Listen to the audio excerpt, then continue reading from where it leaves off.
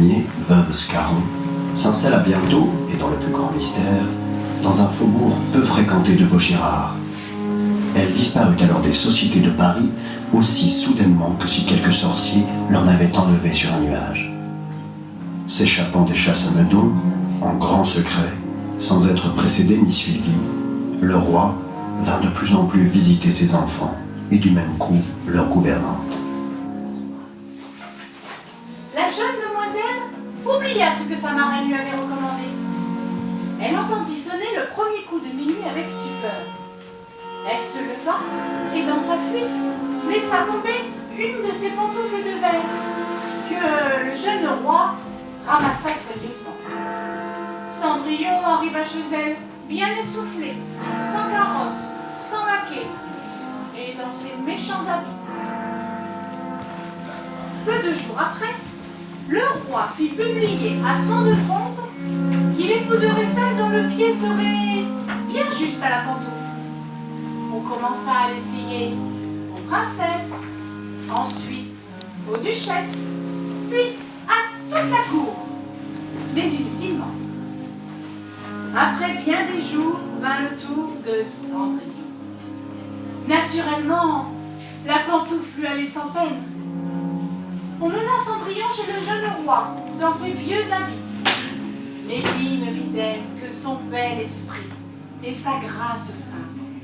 Il décida de se marier d'amour, quand bien même Cendrillon ne fut pas princesse. Voyez mes mignons, c'est un bel avantage d'avoir de l'esprit et du courage. C'est ce que Cendrillon fit savoir sa marraine en l'instruisant tant et si bien qu'elle en fit une reine.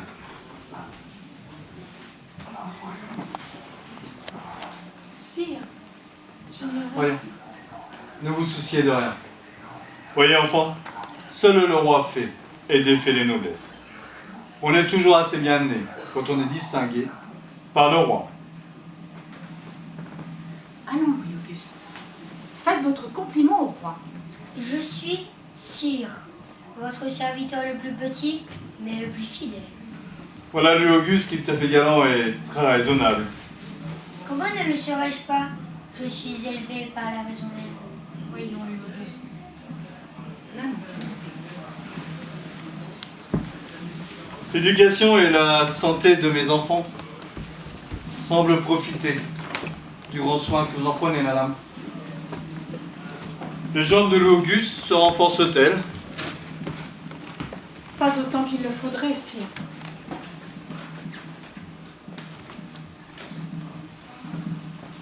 Le secret de cette maison, sans visite, ne vous pèse-t-il pas trop? C'est un beau secret à garder, sire, que celui de vos chers enfants. Et si le monde a certes quelque chose de fascinant, en être éloigné ne m'a jamais ennuyé. Mais Versailles, bien sûr. On ne pourrait se lasser de Versailles,